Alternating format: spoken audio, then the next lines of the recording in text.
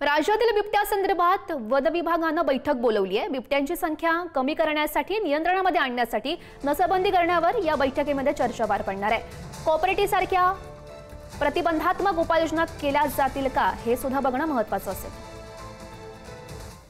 ते नुसते पिंजरे लावून नाही तर पिंजऱ्यामध्ये शिकार ठेवायला लागते, त्या ठिकाणी बकरा ठेवायला लागतो, कोंबडा ठेवायला लागतो।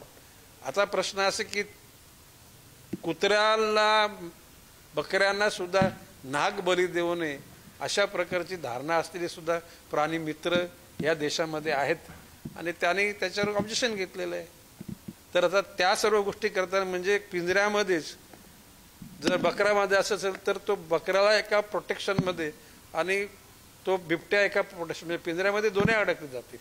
आता इतके 1200 पिंजरे लावले म्हटल्यानंतर त्या ठिकाणी त्यांच्याकरता शिकार ठेवली पाहिजे, म्हणजे बकरे किंवा मांजर ही आपली तुमची कोंबडे तर कुत्र्यांना ठेवता येणार नाही, कारण ते प्राणीप्रिय लोकांना ते मांजर पण ठेवता येणार नाही। तर बकरे आणि कोंबड्यांना खाद्य घालणारी माणसं पाहिजेत। एकूणच ऊन तापल्यानंतर त्यांचं उन्हापासून रक्षण पण करायला पाहिजे, त्यांना पाणी दिलं पाहिजे। आणि म्हणून आता तिथल्या लोकल ज्या तरुणांनी या मोहिमेवर सहभाग घेण्याची इच्छा व्यक्त केली त्या लोकांना सहभागी करण्याचं निश्चित मी सूचना दिलेल्या आहेत।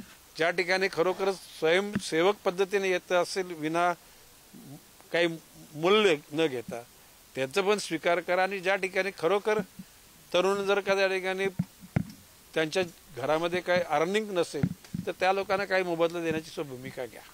हा पकडण्याचा प्रकार घडला। आता सॅटेलाइटच्या माध्यमातून आर्टिफिशियल इंटेलिजन्स या माध्यमातून काही ट्रॅप कॅमेरे लावले जाणार आहेत आणि साधारणपणे 1 किलोमीटर अंतरावर सव्वा लाख रुपयाचा यंत्र तो लावला तर एका गावाला जसा बिबट्या तिथे आला किंवा ऑटोमॅटिकली त्या ठिकाणी सायरन वाजणार आहे आणि त्या सायरन वाजल्यानंतर लोक अलर्ट होतील। आता पूर्वी वीज रात्री दिली जायची, ते ह्या पुणे जिल्ह्यामध्ये आणि आता अहिल्यानगर जिल्ह्यामध्ये शेतकऱ्यांना वीज दिवसा म्हणजे सकाळी 7 ते संध्याकाळी 7च्या अगोदर वीज देण्यात आलेली आहे। लोकांना सतर्क करण्याची भूमिका वन खात्याने घेतली, पोलीस खात्यात मदत करते, रेव्हेन्यू डिपार्टमेंट सुद्धा मदत करते।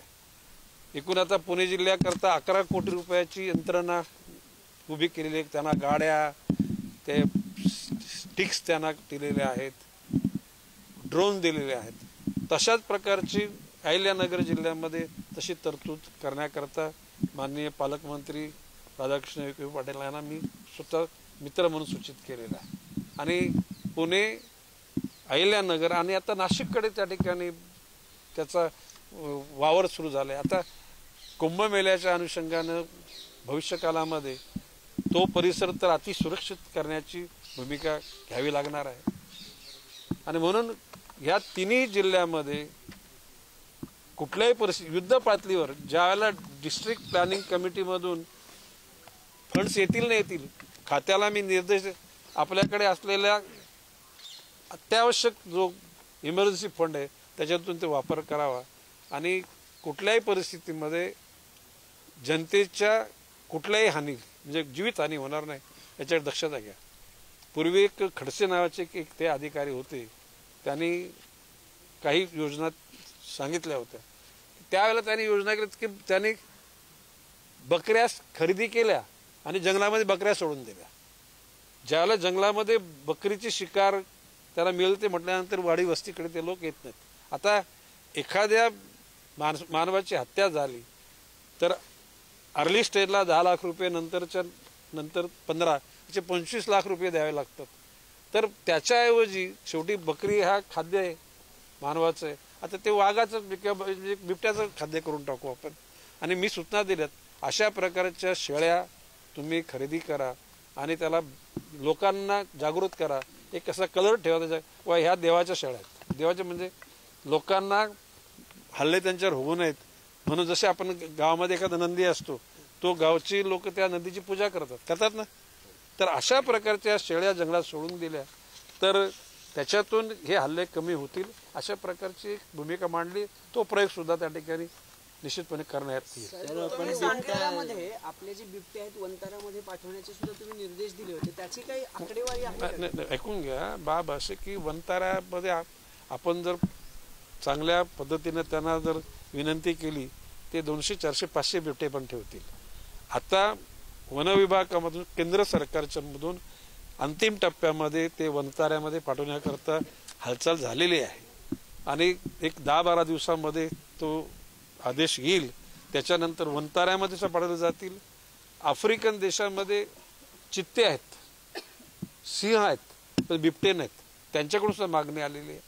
अन्य राज्यामध्ये काही घटकांनी मागणी केलेली आहे. एकूणच साधारणपणे आपल्या या परिसरामध्ये जुन्नर, आंबेगाव आणि शिरूर वगैरे साधारणपणे 1200 बिबटे आहेत. नगर जिल्ह्यामध्ये सुद्धा तशीच संख्या वाढलेली आहे. नाशिक जिल्ह्यामध्ये आणि वनक्षेत्र फार कमी आहे. नगर जिल्ह्यामध्ये 9% वनक्षेत्र आहे, जे केंद्र सरकारच्या नॉर्म्सप्रमाणे 33% असायला पाहिजे. आता एकूण पाणी पुरवठा होणारे आणि चांगल्या प्रकारचे याला पण मूल्यवान पिकं त्या ठिकाणी लोक त्या ठिकाणी